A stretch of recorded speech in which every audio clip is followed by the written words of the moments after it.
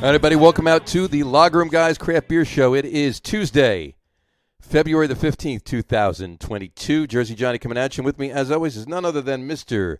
Beer Samurai. Say hello, Mr. Samurai. Hey, guys. What the hell are you eating tonight? Biltong. What? Biltong. It's like jerky, but softer. Oh, Biltong. Right. I'm like... Biltong. Yeah. Brooklyn Biltong. This is the piri-piri chili flavor. Nice. Oh. Good piece right there. There you go. Oh, it's also, I'm supposed to be doing something, aren't I, rather than eating? You don't eat you're supposed to be doing something. I mean, that's just like, we're not going to watch you eat and talk about what you're that's the way we start every show. Brooklyn. Well, no, I know, but you're usually talking while you're doing it. You got a mouthful of something in your mouth. I shouldn't be talking while I eat. That's rude. Well, that's you every Tuesday night at 6:30. That's true. It is Extraterrestrial Culture Day. Extraterrestrial Culture Day. Happy Extraterrestrial Culture Day. Now, you told me that before. We put it up on the screen, but I got to ask you, what the fuck does that mean? I don't know. Extraterrestrial Culture Day. So you heard the culture of an extraterrestrial is the day. You can take that and make beer with it, I guess. Okay, fair enough. That kind of culture? No, it's not that kind of culture. No, that's not the culture we're talking about. But you heard the sirens earlier. Yeah. And I did see a kid on a bicycle with something in his basket going by. And then it just flew off. It just flew right off. Was it? I don't know if was it eating Reese's Pieces or? He left a trail of Reese's Pieces. Reese's Pieces. Yeah, all right, fine. Yeah. I don't know if my shirt counts as extraterrestrial. It's supposed to be Cthulhu. I gotcha. I think he comes from the stars. Maybe extraterrestrial. That's pretty good. And that's that famous. What is that? That's the famous wave painting with something else in it, though, right? Yeah, that's the wave with Cthulhu in it. Cthulhu in it. Yeah, there you go. This is the moon. Is that what it is?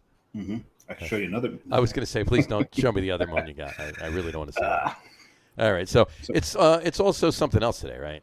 Yeah, it's National Hippo Day. National Hippo Day. So happy hippo. Okay. Yeah, we got nothing for today's dates. We got nothing. It really sucked today. It was a bad day. Was anything good yesterday or tomorrow? I mean, what the hell? It was St. Skeletor's Day today, and I forget what show that's from. Is that from Parks and Rec? I believe so, yeah. Right. So. Well, don't go crazy. If it's nothing that's right there. Well, tomorrow's National Do a Grouch a Favor. Do a what? Do a grouch a favor. Do a grouch a favor. I thought you said do a garage a favor. I'm like, no. Clean it? It says do a grouch a favor, and if your shirt's any indication, you're grouchy tonight. I'm surly tonight, not grouchy tonight. Oh, that's the difference. A little bit of a difference. Anyway, yesterday was Wine Lovers Day. Did you drink any wine? No, actually I didn't. Right. I do love wine, though. That's good. All right. Well, whatchamacallit? We're talking about. We should be talking about beer on this podcast, not we should be. National Grouchy or do a grouch a favor or me being surly or anything like that. But yeah, surly serves my shirt. Good brewery out in Minneapolis, mm-hmm. And the hat's from Cleveland. Actually, you've seen it before. Yeah, we've seen that before. Yeah. So anyway, so why don't we, before we dig ourselves any deeper of a hole and go off on any put all the whole audience to sleep, which I think they're already asleep already. So why don't we bring our guests on for the evening? Well, we did start late. We had to. Let's bring our guests straight from the shoulder of the Garden State Parkway. Straight from the shoulder of the Garden State Parkway. Let's welcome to the show right here. Here we go. Jeff and Greg, both from Heavy Reel Brewing. Jeff, Greg, welcome to the show. There they are. Oh, hey, thanks, guys. Jeff Greco and Greg Florance from Heavy Reel Brewing in Seaside Heights, New Jersey. How's it going, guys? Good, man. How are you guys? We're having a great night. For them. Yeah, it's going good for us. You guys were sitting on the Parkway today, so. Yeah. We got Jeff's on the right side of the screen. Greg's on the left. Jeff's on the right. It depends on where. If you're looking at the screen, Jeff is on the right side of the screen. Greg is on the right side of the screen. Although the way they typed in their names would denote the other way. But we're all about changing things up and doing a little bit. Keep everybody on their toes just to make sure they knew what we're talking about. We already got a comment. I wonder who it is. It's Leon Cooper, and he was asleep. That's what he said. So we put Leon to sleep. Yeah, no, you put Leon to sleep. Yeah, you helped. There you go. Anyway, so what were you guys out doing today that you spent so much time on the shoulder of the Parkway?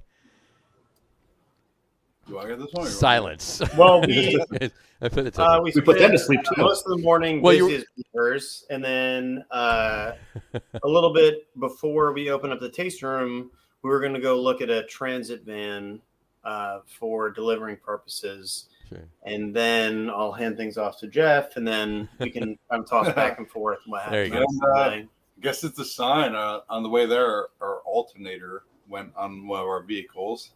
There you And, 4 hours later and 14 beers later at Buffalo Wild Wings, we finally got back to the brewery. Well, is it really that bad of a thing? I mean, you spent 4 hours and had 14 beers at Buffalo Wild Wings. No, because we did some. We had a couple of things on the docket that we needed to accomplish today. We got some personal goals that we needed to solve. Only There you nowhere else but the bar stool. We got one of them accomplished, I think, today. Yeah, That's good. That's good. All right. Well, before we get into any deep conversation here about the brewery, we're going to hear all about it. But what are you guys drinking? And then we'll open our beers. So I am drinking a Twin Elephant and Conclave Collab IPA. Very nice. Very nice. Very nice. I'm actually drinking our Island Beach Lager. You are. Lager, yeah. Mm-hmm. The rare occasion a lager's been drank on the show. That's funny. Yeah, I know. Despite the name, Where's Yeah. I have a PBR following this up somewhere around here. Oh, there you go. I actually finished it before we even got on. Gotcha. Oh, you drank the man's PBR. I think so. I could have sworn I brought one. Oh. It just went down so easy. I Unbelievable. started taking one sip, and then it was just one long sip, and it was done. Anyway, on that note, you're drinking a lager. You're drinking Island Beach lager. Dave, what are you drinking? I actually have a lager. You have a lager. It's been a while since I've drank a lager on the show. I've had a bunch lately. Captain Lawrence's and get out of light. There you Classic go. lager. Classic lager from Captain Lawrence. Established 2006. There you go. The classic lager was established 2006? No, I think Captain Lawrence was. All right, just making sure. They've got under lager, not their name, but Gotcha. it's a pretty font. It's a pretty font. It is a nice font. It's a very nice font. I like it. Big fan. Very good. And I myself. New York is beautiful, especially this time of year. Oh yeah, it's just lovely up there. Far Absolutely. from industrial. This is true. This is true. What is Which we call it. I myself, I'm also drinking an Island Beach Lager, and I'll show you why. It actually says it right there on the can. See, Whose handwriting is that? Island Beach Lager. Oh, that's Jeff's handwriting. You can read it. It That's how you know it's It an actually says Island Beach label. Island Beach label. No. Yeah, did you read it? No, it says lager. It looks Just like the label. G looks like a B. There you go. That looks like label to me. I mean, for Heavy Reel, that's the best handwriting you're going to get for Honestly, yeah. and the people that work there. There you go. So let me It's pour 3 out of this. 3 reels for handwriting. 3 out of 3 reels. I like it. All right, there we go. Perfect. Fits in my glass. Nice. Perfect. All right, I'm definitely got it. That's definitely that's going on Instagram. That particular. I mean, it's a handwritten label. You can't get better than that. That's awesome. Yeah, man. Staff pours, baby. And there's a little bit of mystery that's involved, too. Makes it very exciting. Exactly. You're not quite sure. I mean, is it really Island Beach Lager, or did he just put that on some empty can? Here, if you put it up to the screen, we'll let you know. There you go. All right. Oh, still can't tell. Never mind. There you go. Cheers, gentlemen. Cheers, man. Cheers. Oh, that's a tasty lager. Very nice. Well done. All right. So on that note, we got our beers out of the way. As we drink them, why don't we start off with the standard question we ask everybody. We'll start with Jeff, though. And you both can answer it, obviously. Jeff, what was the first craft beer you can ever remember having? Cherry wheat, Sam Adams, for sure. Sam Adams No Cherry. way, really? Oh, yeah, me too. Really? Is that 2 weeks in a row with cherry wheat? I think it is, actually. It is. Yeah. I don't know. It's like a totally ridiculous style, too. But we had a buddy in college that he would get us a 30-pack of Keystone Light, and then he would get us cherry wheat, a 6-pack that me and my buddy could watch The Office and play Halo 3 to. It's like a little medicinal to me now, but I actually was looking for it a couple weeks ago. Were you really? I see it on the road sometimes. Yeah, for nostalgic purposes. It wasn't Oh, sure. anything scientific. Actually, Heavy Reel's the cherry wheat's coming out in a couple weeks. Well, the Yeah, tax- we're doing a real big batch of it. It's going to be 600 barrels. Oh, you're doing 600 barrel batch, are you? Yeah, we're going to do a 600 barrel batch of it, distributed all over the East Coast. Very nice. I got a question for you, Greg, and it's actually a tax question. If you've made it all the way through Halo 3, can you claim to be a veteran on your taxes? I really don't think so. No? Okay. Yeah, I really don't. Well, just checking. All right. It just came up like half an hour It just ago. came up. Did it? Is that what it was? All right, that's good. So 600 barrel batch. That's cool. So how many turns did you have to do to get to fill the 600 barrel tank? A lot. 1,200. We're brewing 0.5 barrels. I was gonna say a half barrel batch every time. That's great. All right. That's what. Well, Jeff- wait a second. They broke one of the rules. Well, what's that? Math is not allowed on the show. That is true. That is true. Oh, but none of this is ironically, real. we all just did math and very easily without any hesitation, and we got it right too. You guys did. I didn't do any math. My mind just went blank. Jeff's still good. There you go. We all have a demerit. There you go. We have demerits, absolutely, We have because Someone we calls know the rule. They didn't know the people rule. Do the math. They didn't know the rule. They didn't know the rule. Oh, ignorance of the law is no excuse. This is true. Anyway, all right. What first got you guys into, the business side, other than just obviously drinking a beer or whatever? What first made you say, this is something I really want to pursue, as a? Well, what's your first job in the business? There you go. What's your first job in the business? You go first. Yeah. So my first job was I sent a resume to every brewery that was in business at that time. That was like reasonably like an hour and a half away. Mm-hmm. So my first job was a brewer for Hearthstone Grill in Jamesburg that went out of business. I brewed my first beer there. I think it was on like day 7 of fermentation, and they went out of business. So the beer never went on tap.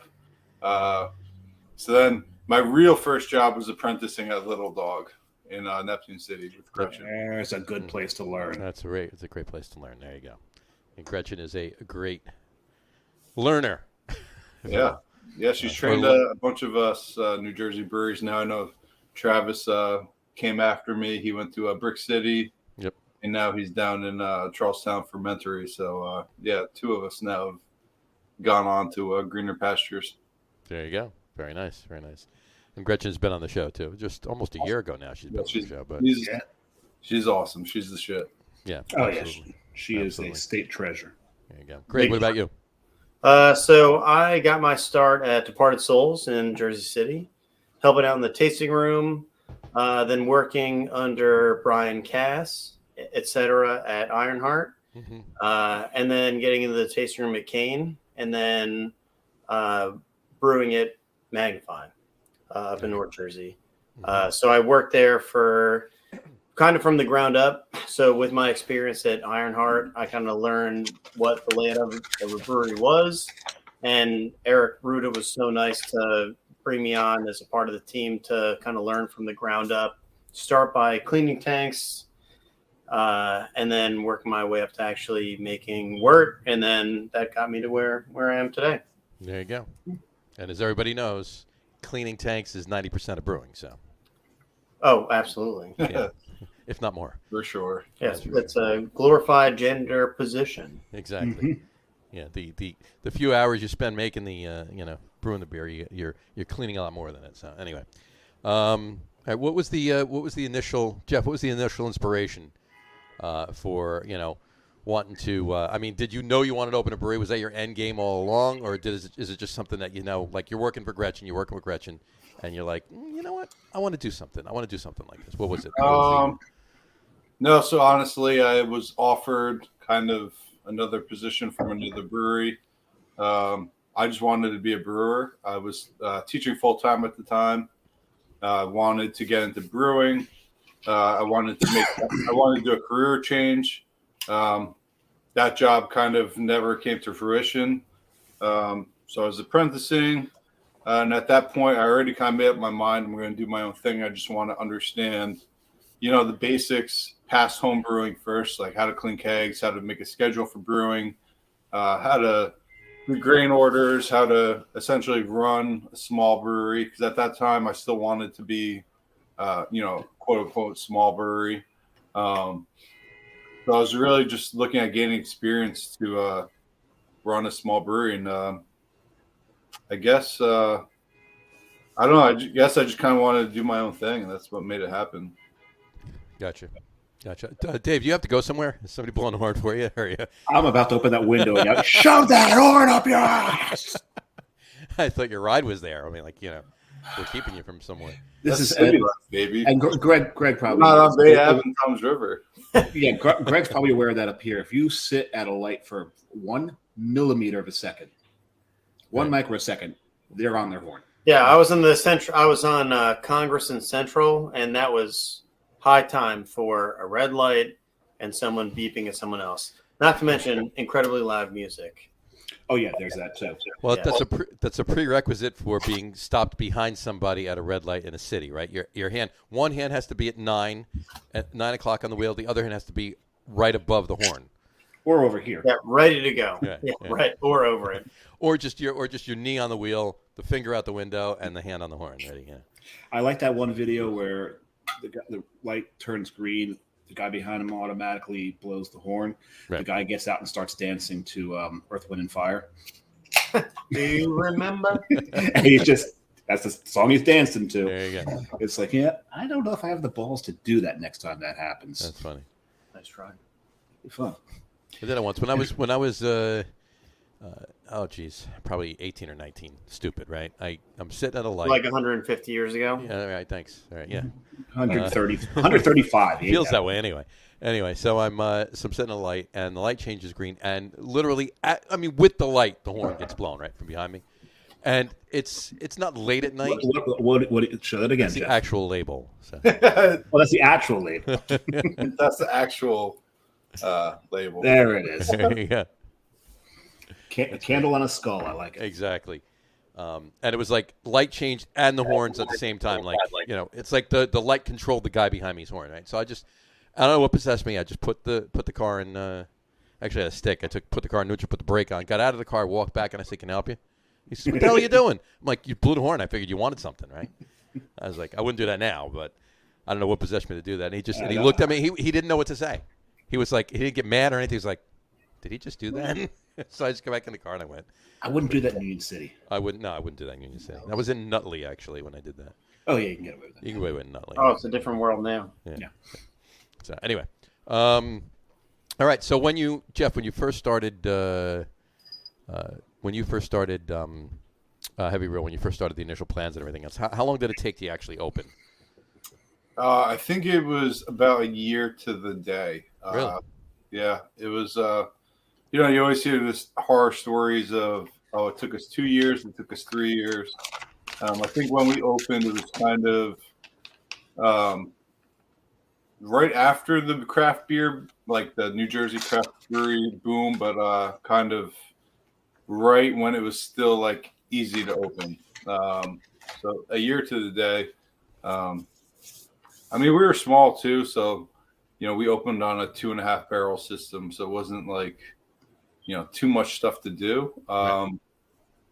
But yeah, about a year. We also had some issues with the town that delayed it, so it should have been less than a year, to be honest. Wow. Yeah, because your building was up and your sign was up before you opened. Yeah, Right.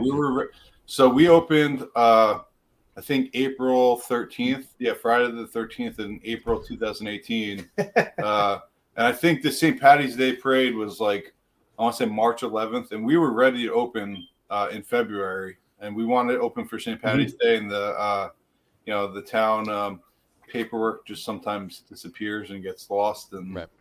Yeah, I knew you were ready in February because I for years I did the polar bear plunge. yeah, so we missed. Down in Seaside? So we missed Yeah. that. Yeah, we. Are you doing it this year? No, not this year, but maybe next year. All right, maybe next year I'll be there. Maybe We- not. There you go. We need a craft beer plunge team. Yeah, we do. We'll do that. Oh, you do? Where do you plunge? No, we gotta get one. Oh, you got to get one. Yeah. Oh, yeah. I get one together. Well, Greg's the on good the- thing about Greg's that on is the you team. can just everybody bring I'm in. beer and I'm you in. just bring We a have bunch of 3 guys high that ABV can bottles so grill it. you can drink them beforehand so you don't feel the cold as much. Well, it's Yeah. well, actually, all the bars are open at 9 in the morning. They have to be. Yeah. 9 or 8. Otherwise, I think you we get need- hypothermia if you don't get wasted right afterwards. Yeah, you need. Well, they open up early so you can get a little antifreeze in you, That's true, right? and also some liquid courage for those who. Vodka, it takes Little it- both, little both. It has below freezing temperatures. Yeah, it's a lot of fun. But yeah, I remember coming out of the surf. We dried off.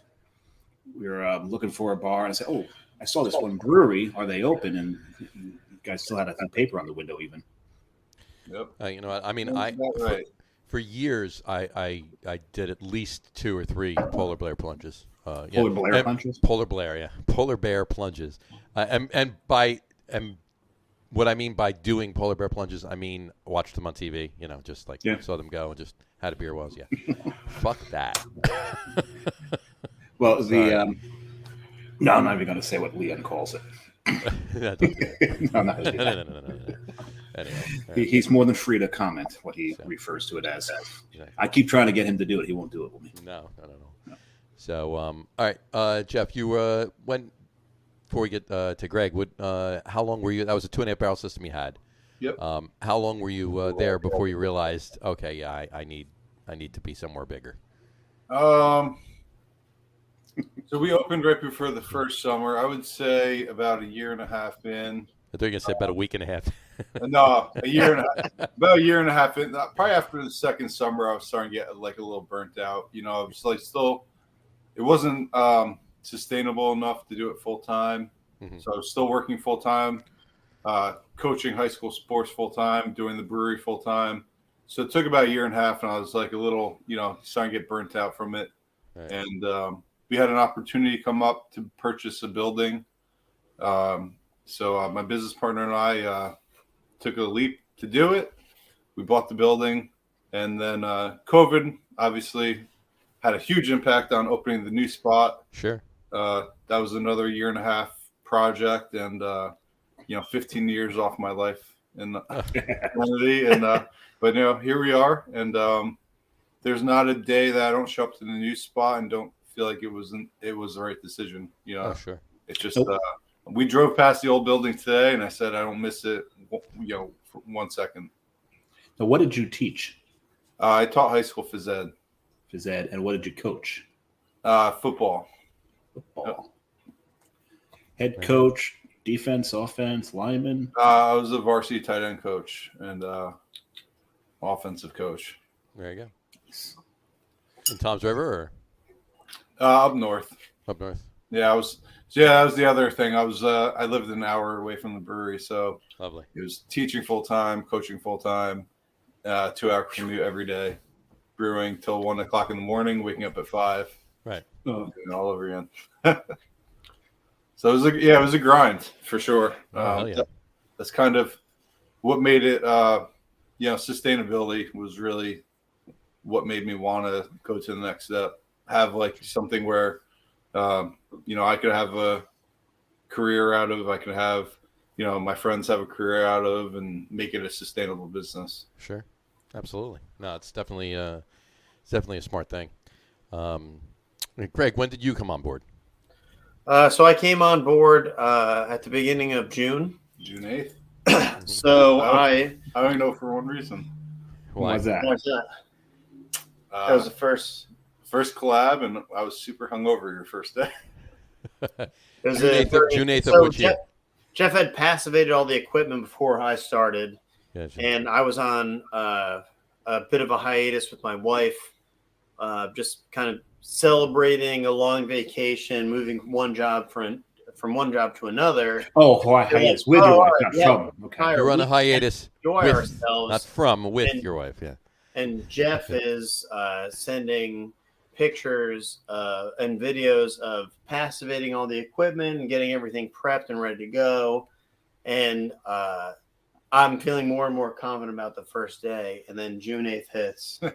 And we had some growing pains, but So we had it was a collab our first day. Ben from Fourscore came up from Gettysburg, Pennsylvania. So I had to show him, around the Jersey Shore a little bit. Sure. And You have to. I mean, midsummer too. It's like Friday night, June 8th. Oh, sure. So Texted him that night. I was like, tomorrow's gonna be a little rough. I don't know if we're gonna brew, but yeah. So I went up to Vermont and Maine, and back to Vermont, and then back to Jersey. And then that weekend we were in Belmar, and I was like, all right, really gearing up for the first day. And then I get a text message from Jeff at like 11 o'clock. Heads up, don't show up until probably about like 10 or 11, because we're going to, and also we're going to be super hungover. Not because we're going to be super hungover. We will. And we will be super hungover. And it was an interesting day because I'd gone in a few days prior to just check out the equipment that we're going to have, and obviously didn't have a chance to get all the mechanics running and work with the pumps and stuff. But the first day was a bit of a learning experience. Obviously, Ben at Fourscore is an incredibly great guy because he was walking us through some processes for how things could work. Mm-hmm. There were times that he was right, we were wrong. He was wrong, we were right. And now, obviously, after a few turns of the system, we've kind of figured out our stride. Gotcha. But, going from, a 2.5 barrel system to a 10 barrel system. And then for me, from a 10 barrel system, that's completely different to a new 10 barrel system. Right. There's a lot of lot of different variables that come into play. Ever since, we just kept it kind of fun and loose, and that's the way we like to roll.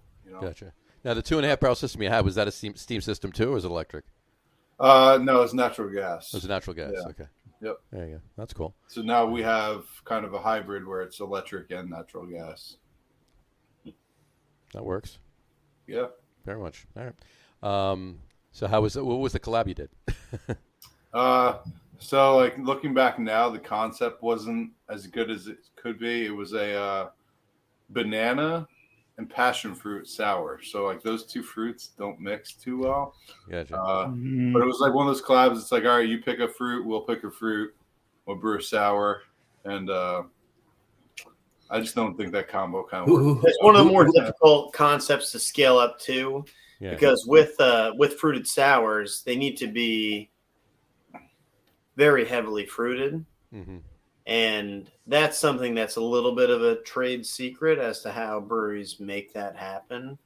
And from what Jeff was doing on the small scale system to what we're doing now, there's a lot of big differences that we had to figure out that took more than one turn of the brew house to get to. It turned out to be one of those beers, either people loved it or they hated it. And the one thing I told Greg when he came on board, I'll always be honest with you. If I don't like something, I'll say it. We don't take it personally. It's just I'm my own hardest critic, and I just didn't really dig the beer. But I'll say honestly, it was a really good precedent to set, because obviously opening up a new business, a new concept with an expansion, right? You want to make sure that you're being as honest as you possibly can with the entire product. And from the get-go, we were always talking about how much we hated everything that we were making. And we're very pleasantly surprised when people didn't hate it.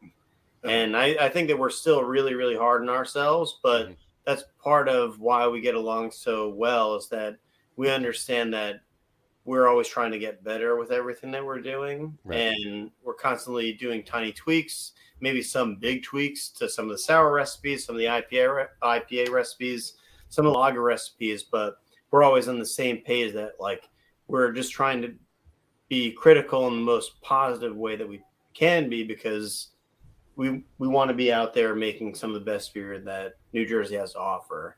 And we're not trying to lag behind and say that, oh, wow, this IPA was really good, we're never going to change anything. Yeah. And we're constantly moving forward, changing things, using different hops, different grist bills, different yeasts, all these different things to try and make sure that we're doing things that are exciting for us, and also are hopefully exciting for people that are going to be coming to the brewery. Right.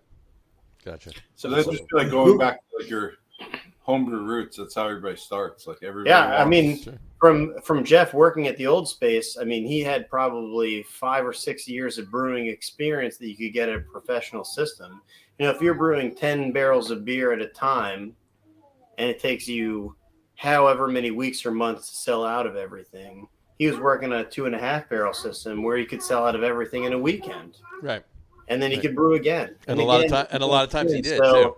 Being able to work with, like, I have a lot of professional experience in working with the equipment. He has a lot of experience with working with ingredients, and we were just kind of a match made in heaven to be able to figure out how to use a great experience of a wide array of ingredients, a wide array of yeasts and hops and different grist bills for IPAs, sours, lagers, what have you, and then use professional equipment that I have experience with. Right. We were just ready to hit the ground running. That's awesome.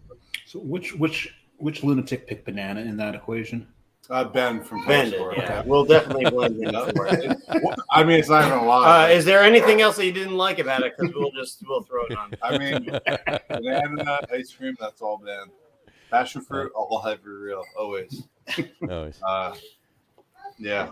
That's mean, awesome. Whatever. People loved it. They hate it. Well, banana tends to be a polarizing ingredient in beer. Yeah, for sure. Oh, especially sours. I feel like in stouts, people are like, banana makes perfect sense. I want more banana. But then when it comes to sours, people are like, whoa. Like banana Laffy Very Taffy challenging. To me is the worst disgusting thing. It's challenging to the palate. And, if there's one thing that beer should not be, especially totally ridiculous and crazy beer, it shouldn't be challenging to the palate. I agree. So This is true. This is one very and true. done on that one.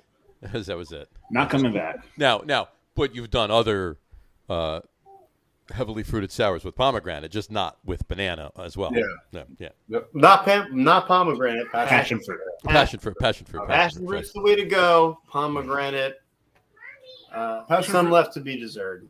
Passion fruit's also that fruit that like nobody goes to grocery store and comes back with like groceries and busts out a couple passion fruits. So it's like that fruit that nobody in the Northeast really knows, but and it's true. That's something that makes it a little bit exciting. So that like super it's something that people mostly enjoy in beverages versus what they're going to enjoy in their acai bowl. Yeah.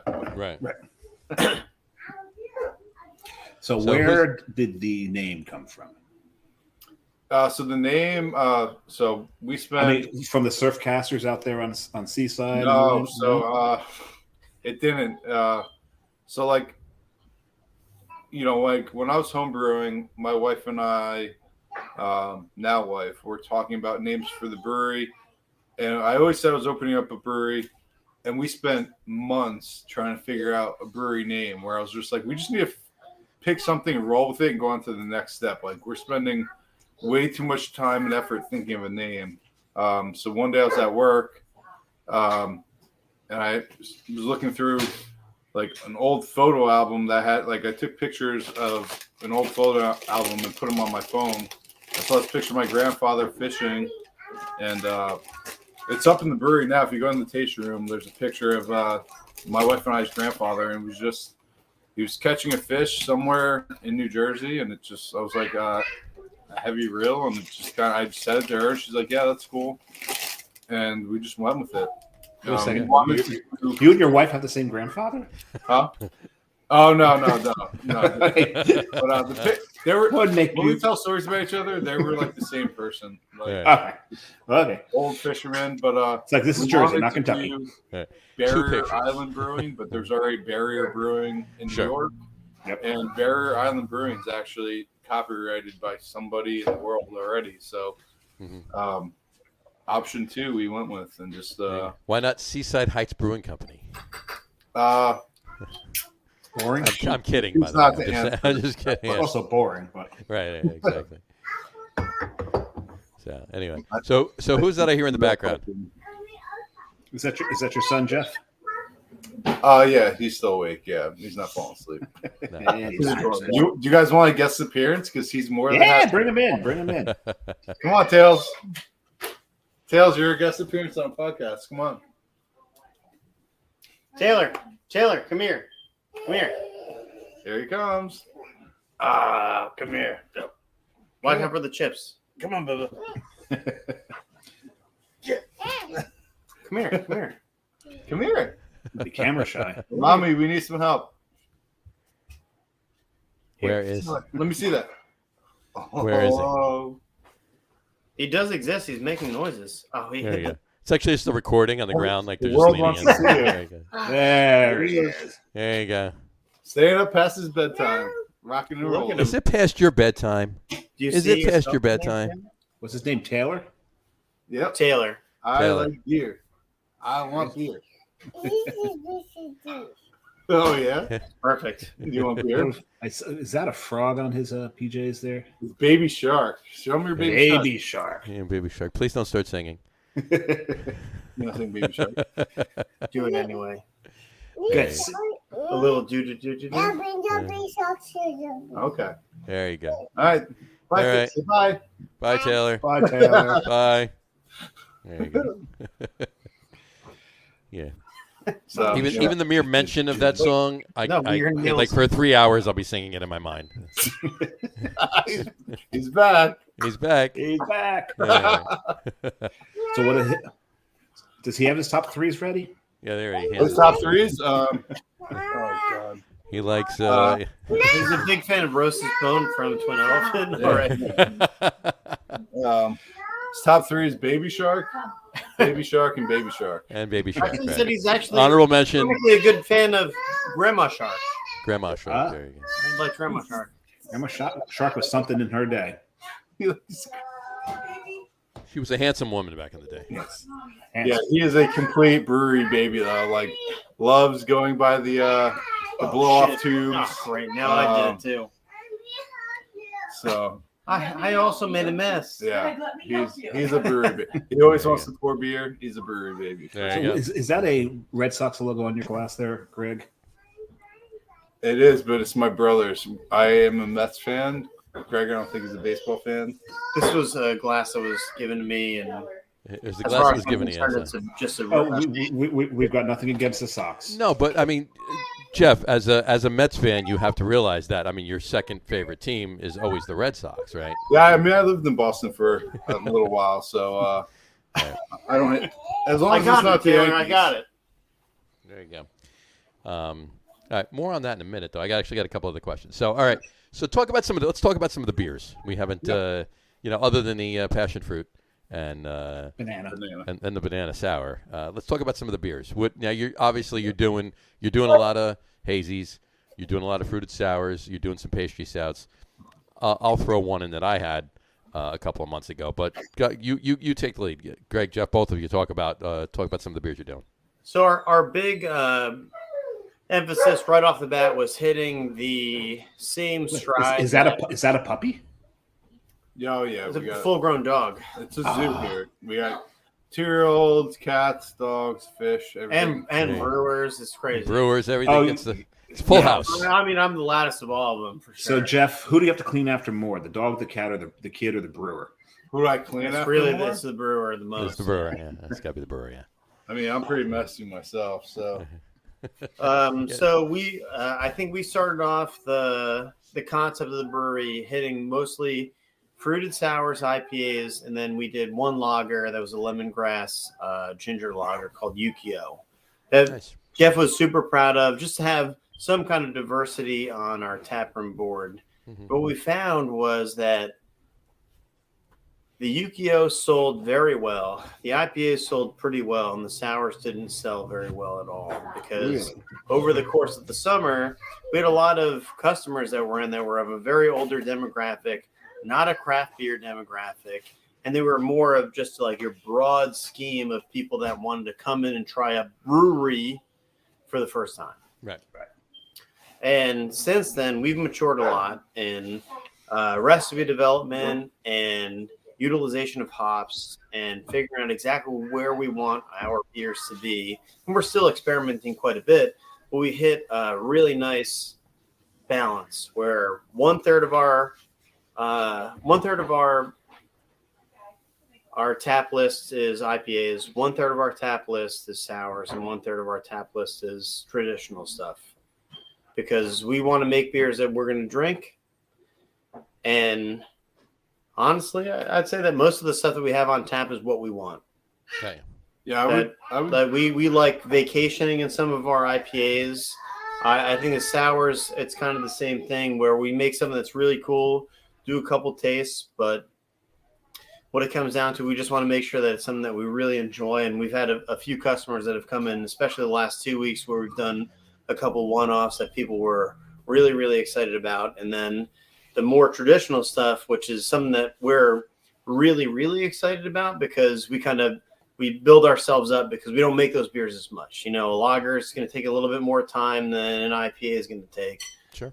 Some of our English stuff is going to take a little bit longer than what our sours are going to take to make. Right. And we're not going to be making as much of those. So when new one comes around, we appreciate them a lot more. And those are really the beers that are going to get us through the day, let alone not necessarily a beer that at the end of the day we're like, this is going to be an impression beer, something that we're really excited to have. Where the IPAs and the sours are more in line with that. Now, can we go back to the lager for a second? Yukio, named after the art form or the lifestyle Yukio? So I think the meaning is like detached from the modern world. Like that was like I think the original meaning for that beer, which we just kind of, when we named it, kind of dug like just like a kind of free living type being. We kind of just named it that and went with it. That's also like one of my favorite styles of beers, Japanese rice lagers. Sure. And we just had one last week. No, I ask because as you can tell, I kind of like things. Yeah. Japanese stuff. And Yukio is. So what's Yukio to you? To me, it's the art form, the woodblock art form. And I love Yukio art. This is kind of in the that's style. what Yukio block art form is. Okay. Yeah. Cool. So, but it was also it is a philosophy in Japan. You said that it's kind of that detachment, but there's also it's an urban detachment and a little bit of hedonism thrown in there. Hedonism. Oh yeah, and it actually originated in the Seaside Heights, right? In the brothel districts, which I guess it originated in Sandals, Paradise Island. And, yeah, there we go. Oh yeah, the pushing and the shoving, the pushing and the shoving. There you go.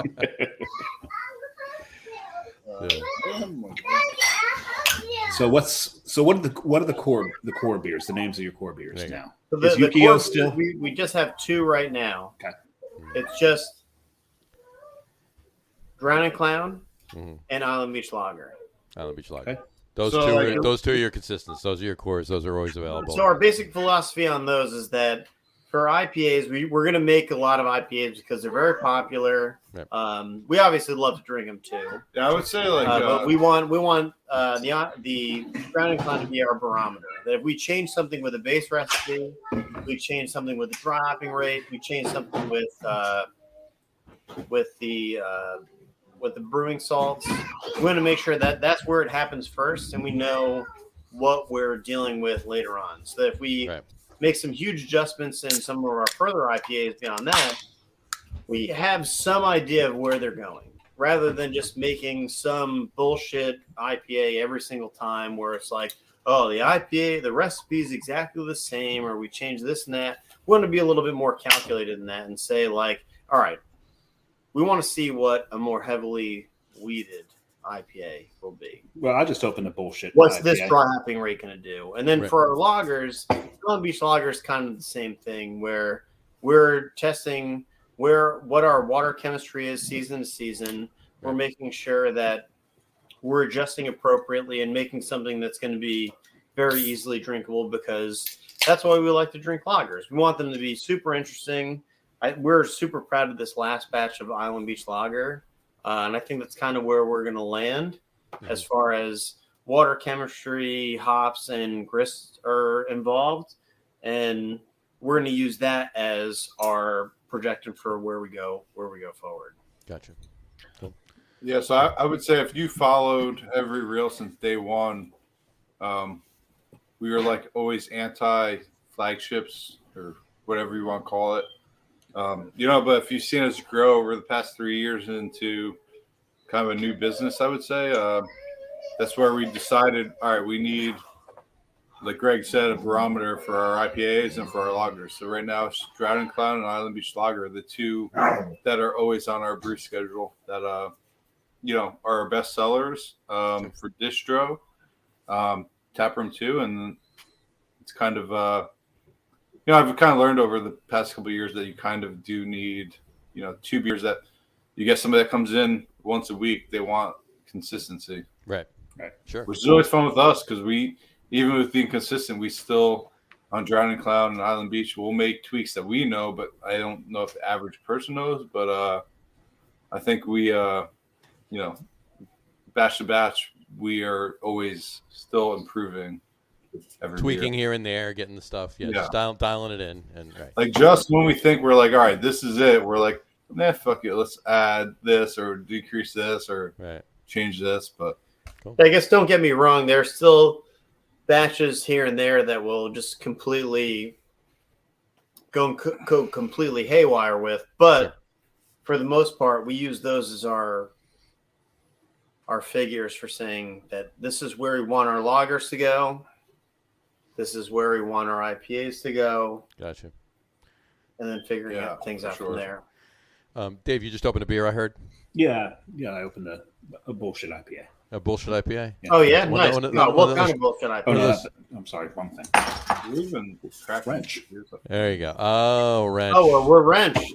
Yeah. Gotcha. So drinking out of one of my favorite glasses. There you go. Oh, nice. I don't know if I can put a New York beer in a New Jersey glass. Put a New York beer in a New Jersey, drink local New Jersey glass. No, this actually comes from a store in Morristown called Turn It Around.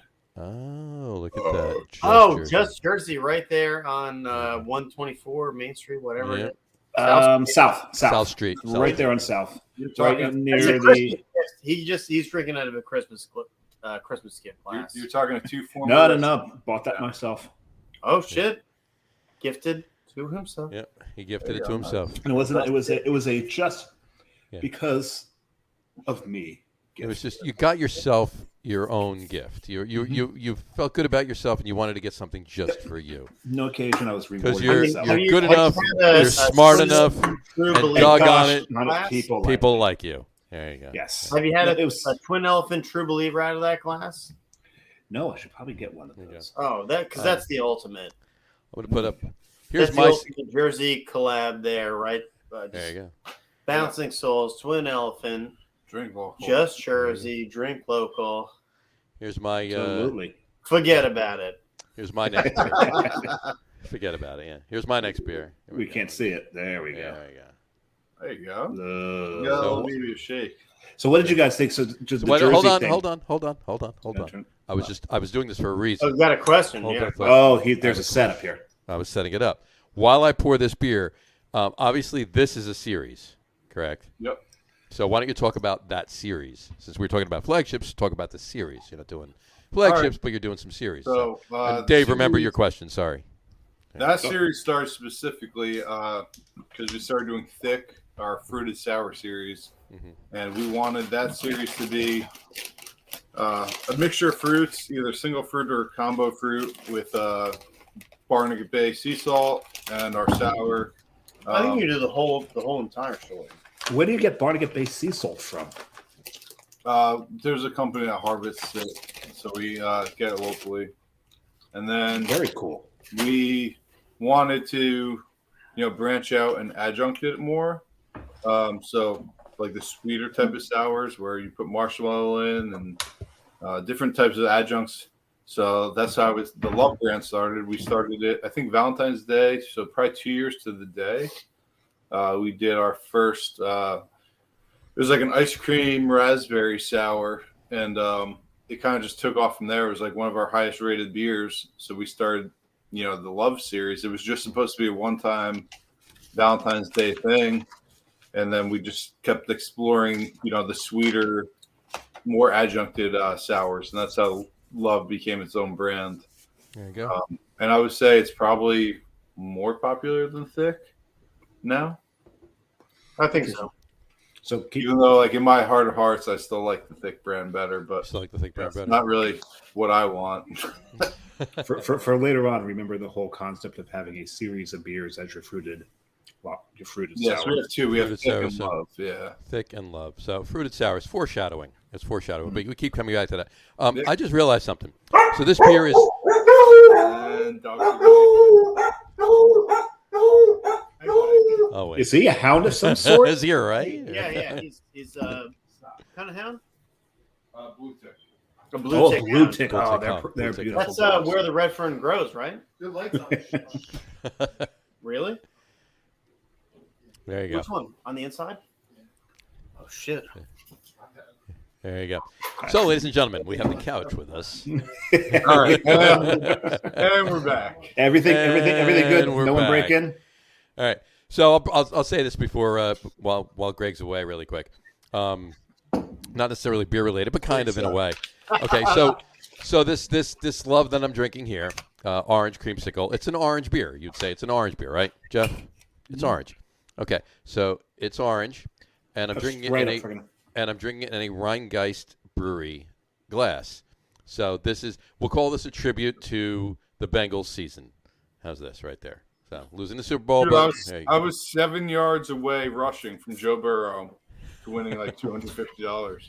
Oh, I thought you were 7 yards shy rushing yourself Yeah. than Joe Burrow rushed. So I needed, I think 11.5 rushing yards, and I think he had like 3 or 4 yards. I'm like, God damn it, man. One of my vendors was, if they had not missed that extra point, he would have wound up with I think he said $3,500. nice. I mean, that's the fun of New Jersey sports betting, though. You know. Sure.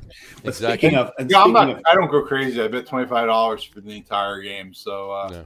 Oh, I you go crazy. I was PJ in, Windows pool. yeah, I was in PJ's pool. No, I was in a few box pools. Yeah, I won $20 in the box. Yeah, I made no donations this year. There you go. So- Yeah, because I've been playing box pools since I was in high school, and I've never missed a Super Bowl, and a few others, but mainly the Super Bowl. I've never missed a Super Bowl, playing at least two, if not more.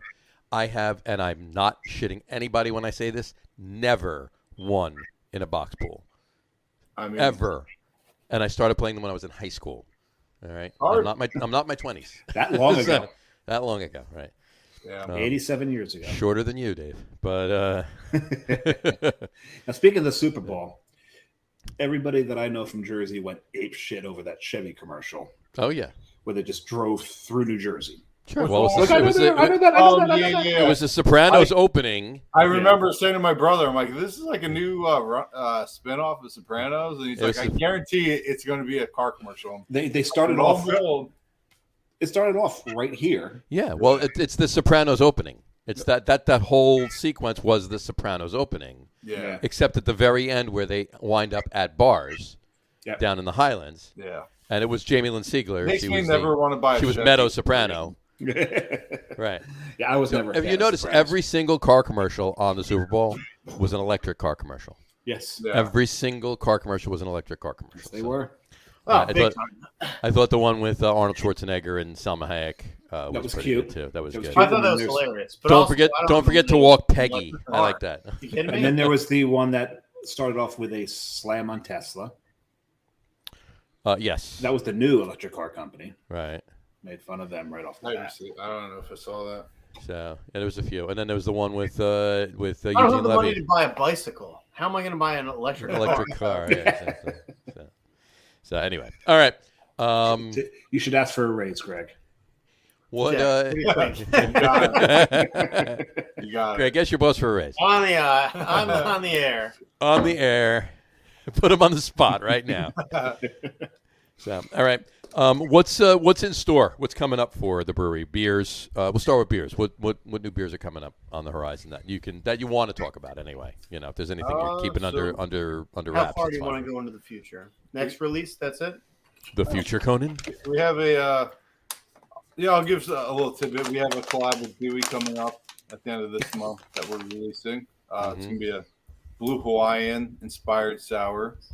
For our anniversary in April, we have a couple of variants of Drowning Clown that are coming out. Some of them have been brewed before with other breweries. Some of them haven't. So that's a big release for our anniversary. Yeah, the next 2 months are going to be relatively exciting gearing up for the summer.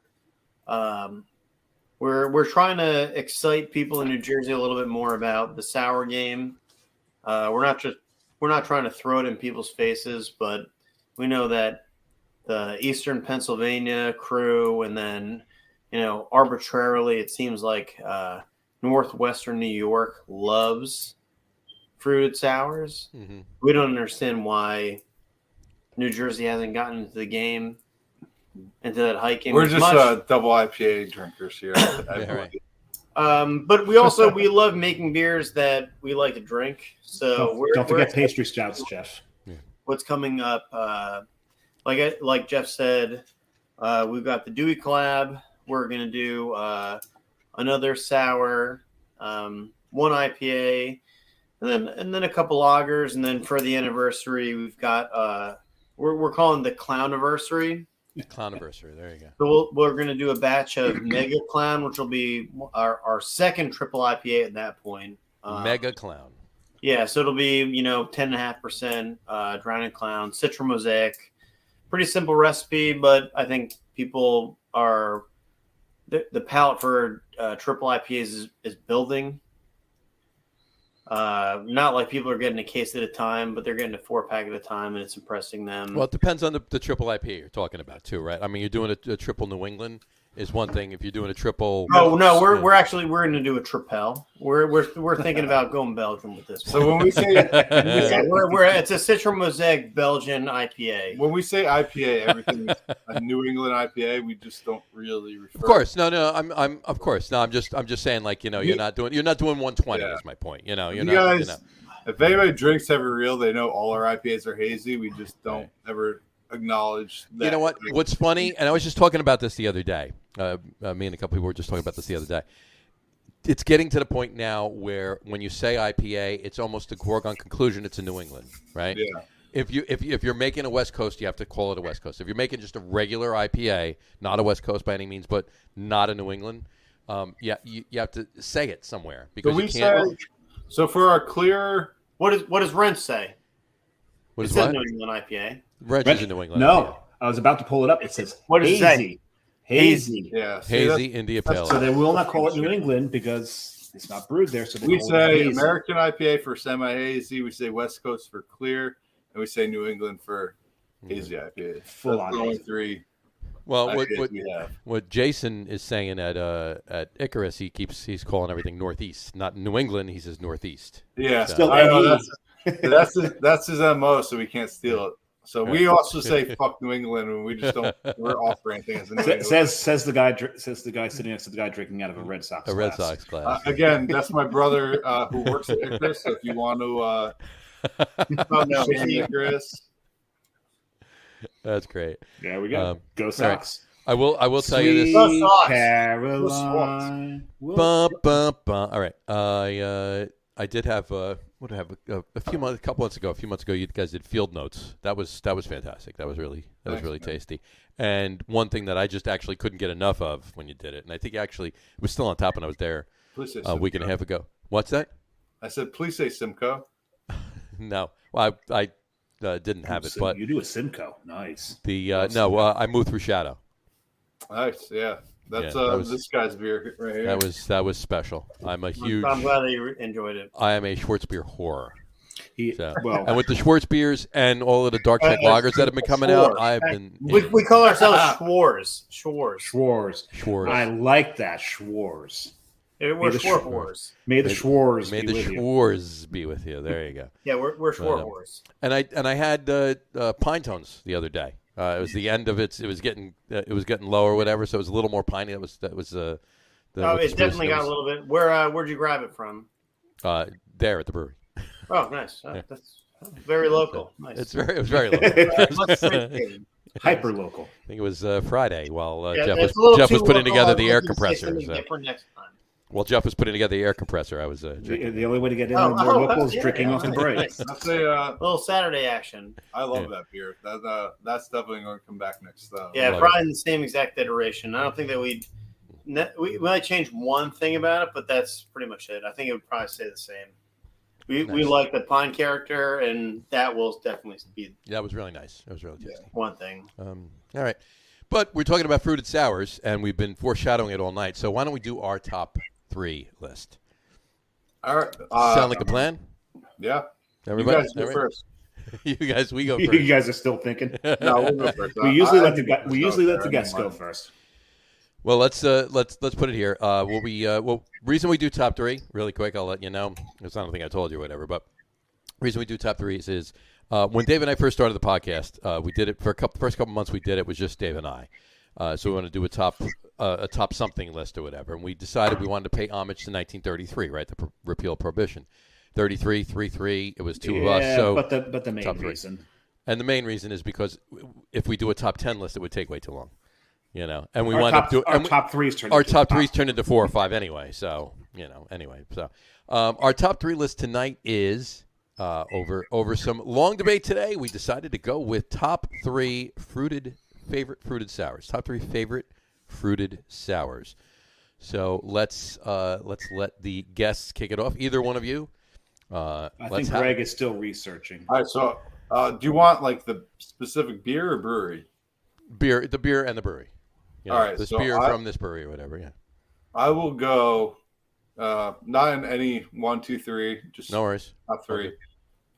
The Smoochie series, any Smoochie series from Imprint is definitely up there for me. Those guys gave us a huge start in this industry. All of those Smoochie sours, I dig as a sour drinker myself. Awesome beer. Number 2. I hate saying it. It was a collab with us and Ingenious, but they brewed it. So, on brew day, I didn't do jack shit, but that sour they did from Houston, Texas. Awesome beer. So Ingenious Brewing. Do you have a number 3? I do have a number 3. What was the name? What was the name of the beer? It was Fruit with Friends. So we have it on tap at our place now. Peach Passion Fruit Parfait. Our version's a little bit different. Their version was just one of the best sour. They sent us a half keg of it for the collab, and we drank it, and it was nice. To date one of my favorite sours I've ever had. We tried to replicate the magic, and it just fell short a little bit. Whatever they did down there was super good. Well, maybe it was that good Texas water. Yeah, probably. Whatever they did, it was awesome brewery, awesome guys. One of the best collabs I've ever had, even though I don't like, boosting our own brand. That beer was really good. And then I would say the Jamba series from Fourscore is always pretty solid too. Ben's doing some awesome stuff down there. Really tight with those guys. And I would say if I had to pick one of the Jamba series, they did a Peaches and Cream. That was top notch. Nice. All right. Greg?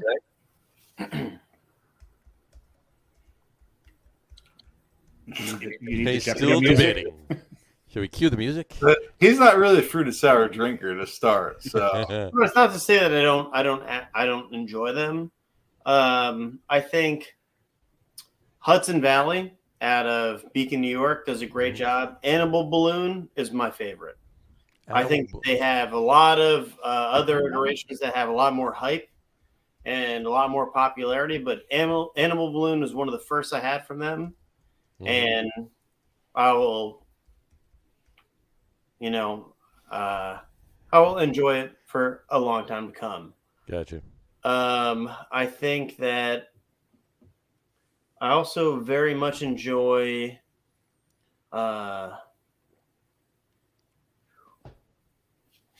the Dream series from Burley Oak. Okay. Oh, yeah. I can't pinpoint a specific one, but anytime I've had it, I think that it's been very well executed. And I think that they do a super good job of coalescing different flavors. And, whether it's a pastry sour or something that's just straight fruit, that they do a really good combination of everything.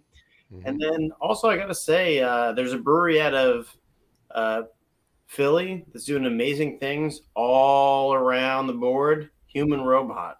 Love Human Robot. Yeah, their lagers are unbelievable. IPAs are great. And then their sours, I think, will getting one out of the sour game and into lagers, if you know what I'm saying. Yeah, I don't think I had any sours when I was there, but did a milk tube. Oh, how can you not? How can you can not, you not?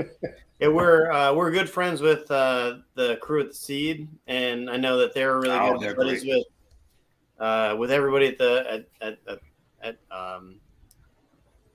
at Human Rope. And when I went, there was no way that I wasn't a milk tube. Yeah, Either way, just got to do one while you're there. Great beer all around, and whether the beer was good or not, the people are even better. So how can you beat it?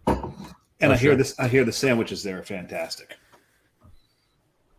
You didn't have one? We were all pretty hungover after wedding. I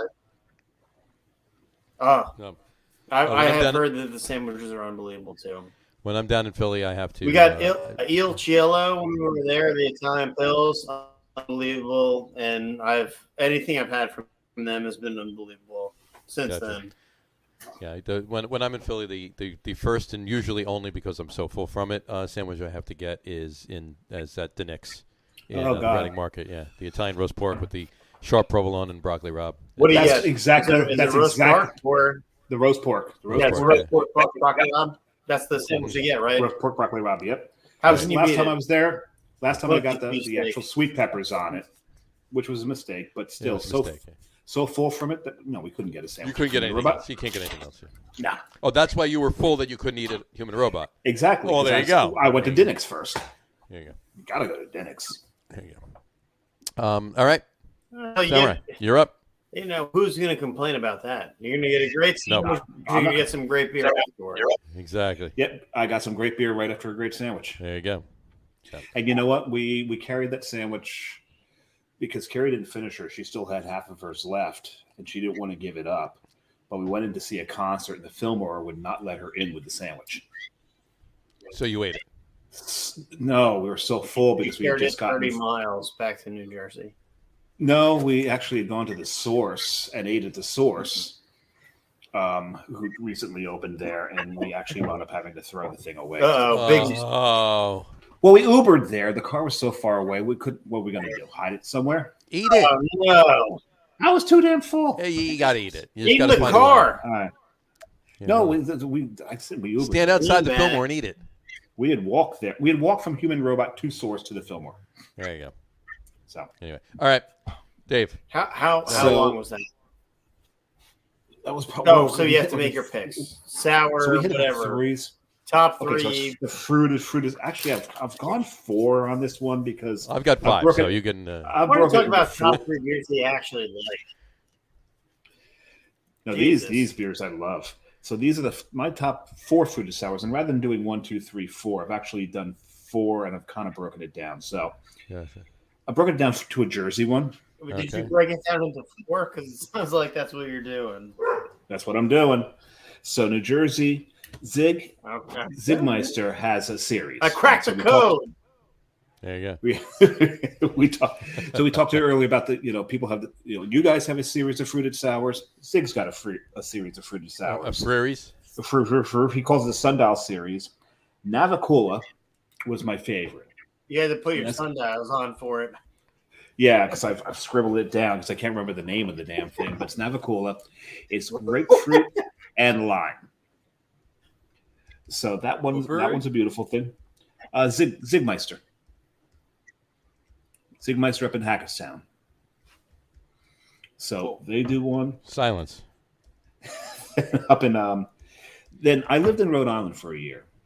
And I lived 4 blocks away from a brewery called Smug. And their series of kettle sours, fruited kettle sours, was called Fruits of Our Labor. Fruits of Our Labor? That doesn't sound right.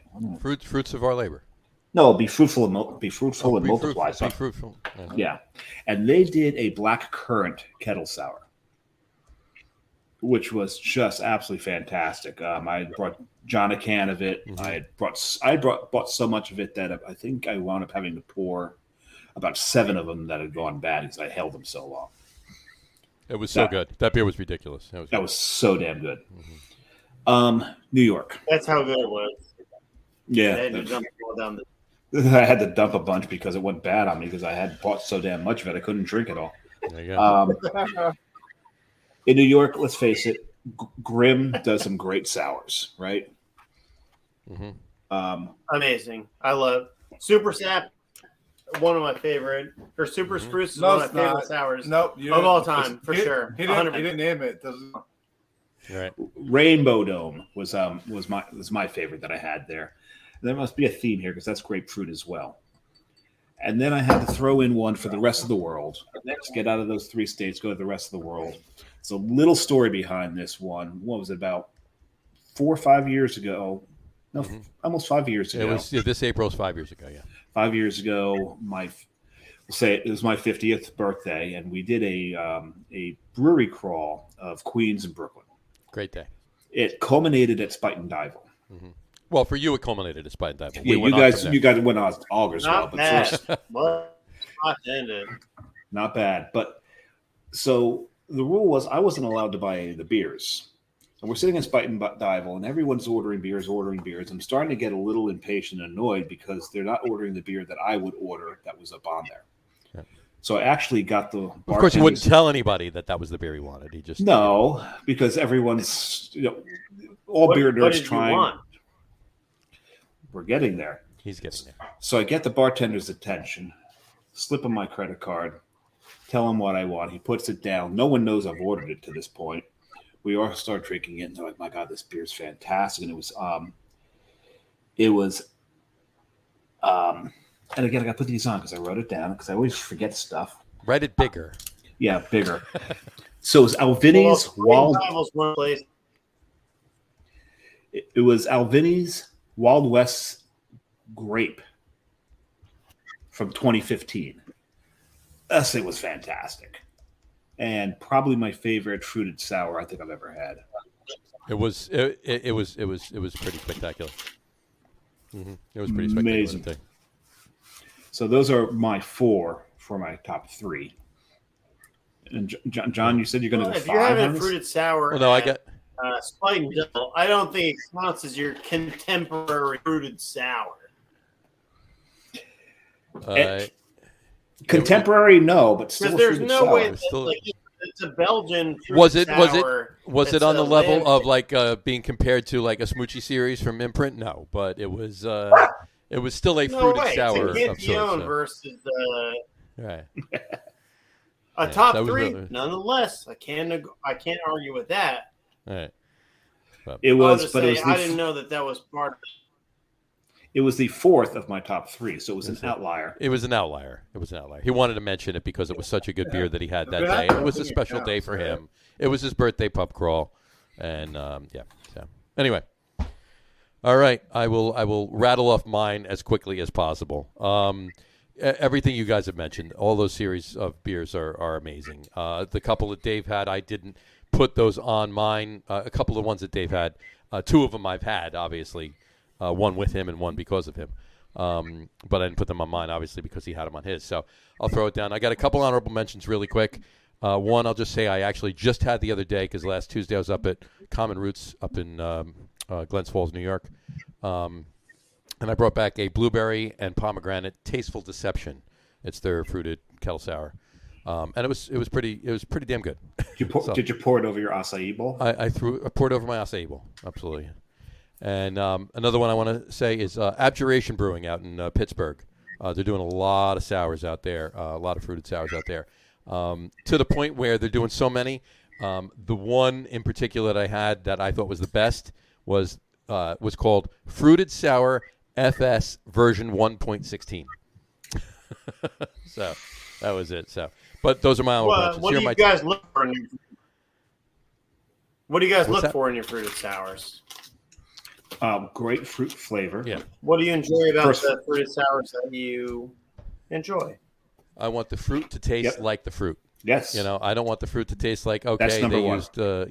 I mean, however you do it, however it's used or whatever, it's used properly. If it tastes like the fruit, then that's number one. Number 2 is the sourness.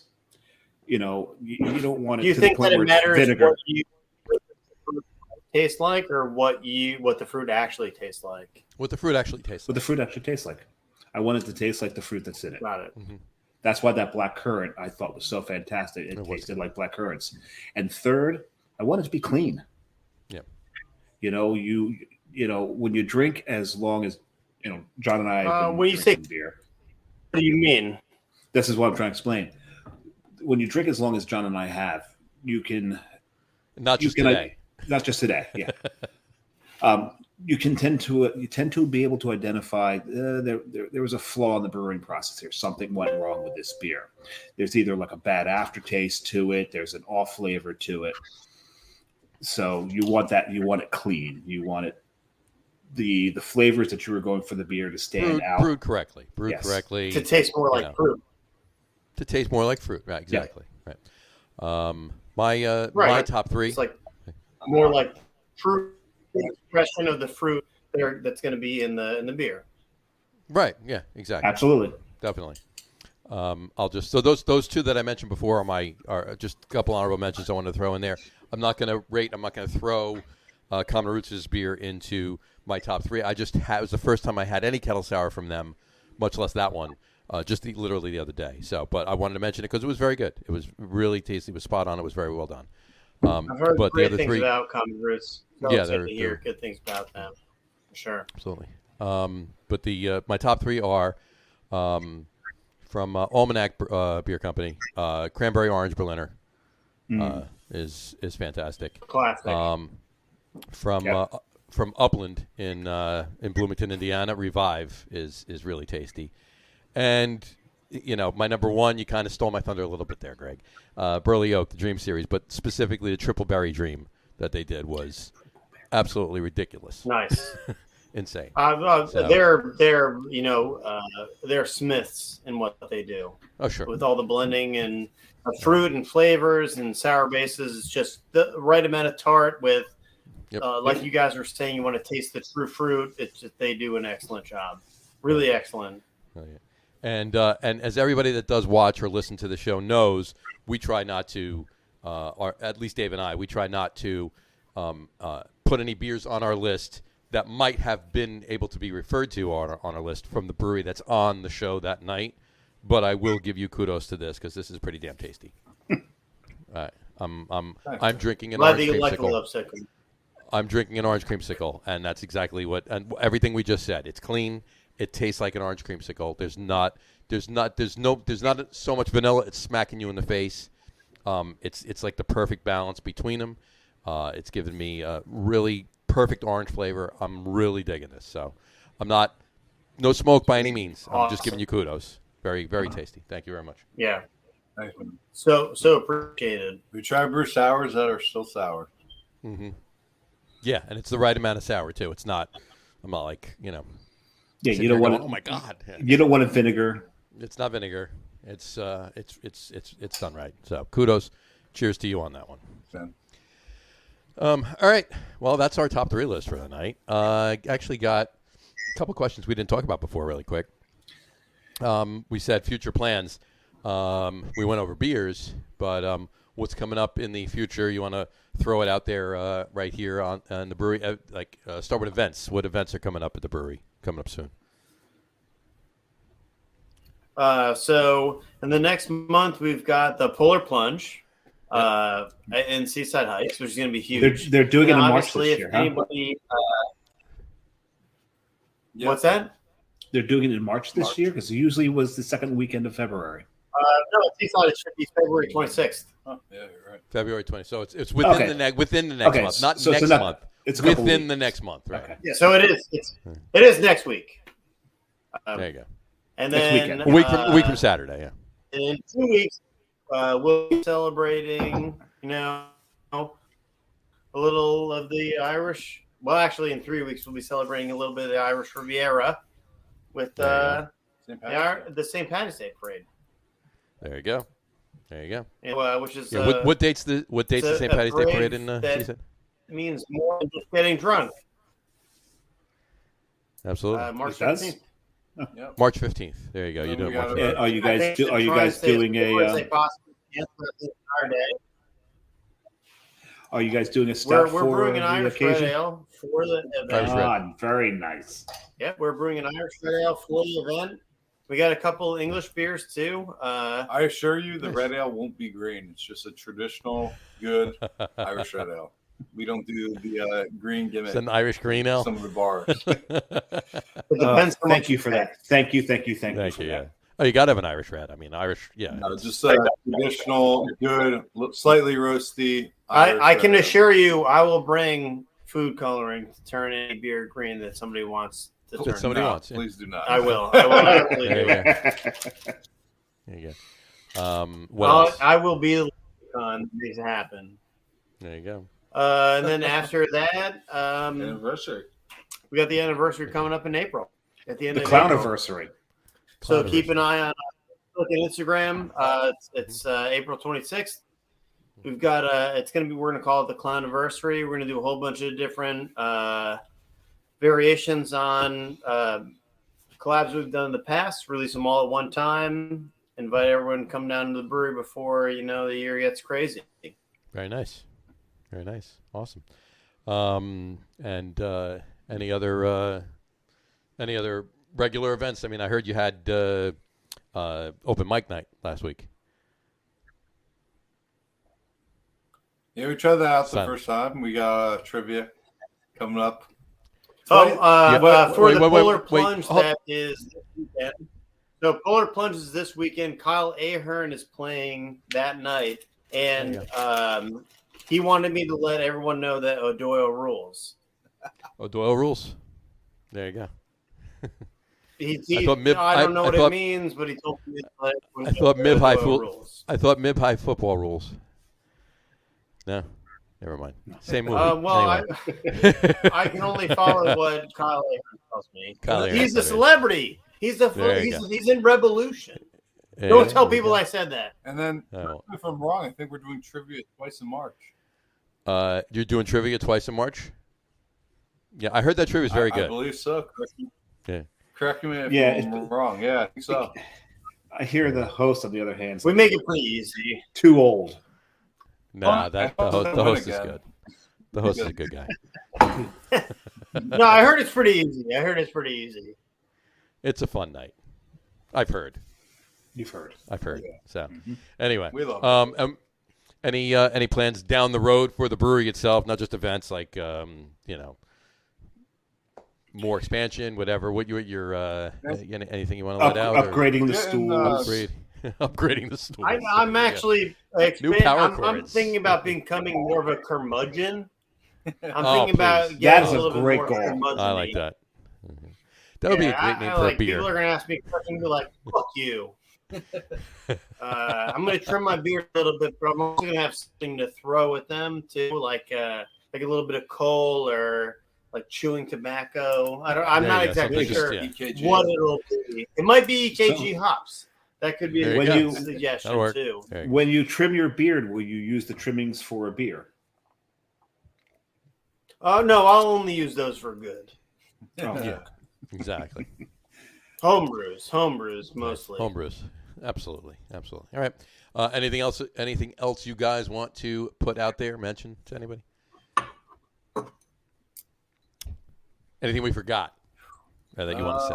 I just want to know if the beer samurai is actually a samurai. Get your sword. I have a sword. It's wooden. It's wooden. Because I really not very good with it. Yes, there you go. So, I'm more apt to hurt myself than anybody else. He tried to do a couple of those videos, like from John Belushi and SNL. Just didn't go too well. So I tried to cut a sandwich with this. It. It didn't work. It just smushed the sandwich and everything shot out the sides. Yeah. But anyway. So yes, he's an honest to goodness. He's an honest to goodness beer samurai, is what he is. There you go. Nice. I can cut beer with this. Absolutely, you can cut beer with it. Okay. All right. So all right. Other than that, just go Tigers. There you go. And as far you know what? There you go. You're a Mets fan. Any predictions on this season there, Jeff? We're going to suck. What's that? No hope. Doesn't matter how much money you spend, we're still going to suck. Really? You have no faith in anything that has been done? DeGrom's going to get hurt. The Grom and Serger are going to pitch probably 20 games combined, and we're going to be sub 500, guaranteed. Mark my words. That is spoken like a true Mets fan right there. Spoken like a true Mets fan. I mean, it's the truth. It's what's going to happen. Go Tigers. There you go. And really quick, got two comments on here I just want to say. One, Chuck Aaron just said, death by 1,000 splinters. That was your... Oops. See what I mean? Right there. I can hold it so well. That's Jersey Girl Chuck. Jersey Girl Chuck. There he is. What's up, Chuck boy? There you go. And then there you go. And Doug Smith says Smug is excellent with local and great excellent local with great sours. Traderade, a key lime sour as a shot at Tom Brady leaving New England. Yes, that beer was good too. Traderade. Dave. Is that Smug? I'm not sure what he's done. That was Smug that he mentioned before with the black currant sour. And not only is it wasn't actually Tom Brady leaving that they brewed that for. It's when Gronk came out of retirement and went down to go. So they're advertising at it. They had a cutout of Gronk, right, and they actually had him in the brewery, and they used that on their Instagram. So it was actually more the Gronk thing than the Brady retirement. The Brady thing, yeah, that's what really set them off on it. And if I had known that this would be commented, I would have worn my Traderade shirt. I do have one. There you go. And they've had to brew that. The thing about Smug is they brew something. A lot of times it's rare that they'll rebrew. They've had to brew that 3 times now. Yeah, because people are questioning it. There you go. Chuck Aaron wanted to answer your question there. He said he's living it up in Flanders, he said. I'm jealous. Flanders Crossing, shout out. Flanders Crossing, shout out. My homeboys in Route 206. There you go. He knows it up there. Tell them that I a couple of times. Been caught shoplifting at Ames, Route 206. The marketplace looks better. There you go. That's awesome. Place all right. Might be in business or not. Nice. Shout out, homeboys. I gotta love it. All right. Well, thanks, guys. Thank you for coming on the show. Really appreciate it. It was a good show tonight, and thanks for taking the time out and coming on the show. Don't go anywhere. Stick around for a second. I'm going to do the sign-off, then we're going to end the show, but we'll chat for a second after the show's done. So stay where you are. You're allowed to heckle the sign-off. You can heckle the sign-off. Yeah, there you go. So we'll wrap the show up for today. On this note, we want to thank everybody for watching. For those of you just listening to the audio podcast, thanks for listening. Don't forget to visit our website, www.lagerroom.com. That's LAGERROOM.com. And please remember, like us and follow us on all of our social media, Facebook, Twitter, Instagram, and our YouTube channel. All of them West are Coast. at The Lager Room. And remember, we go live with the video podcast on both Facebook and YouTube every Tuesday night, usually around 6:30 Eastern Time. We had a special time tonight. But we never go off at 6:30. I said around. We around. never. Well, sometimes we do. What the average is? 2 weeks ago, we were at 6:33. We started 2 weeks ago. 33. I think our average, we've probably 6:40 is usual. Maybe 6:40. twice out of 70. Twice out of 70. Can I finish, please? Thank you. Entire code. For those of you who want to just listen to the audio podcast, you can do this on Apple Podcasts, Spotify, TuneIn, Stitcher, Google Podcasts, Amazon Music Podcasts, continue to heckle, and iHeartRadio as well. Anyway, and if you haven't done so already, please subscribe to one or more of those feeds, and you'll never miss a show. Again, thanks for following along with us. Have a great rest of your week. Guys, thank you so much for coming on again. Really appreciate it. Have a great rest of your week. Have a wonderful weekend. Drink a lot of beer, but drink responsibly, and we will talk to you soon, guys. Take care. Cheers. Out. No, we ain't out yet. We ain't out yet.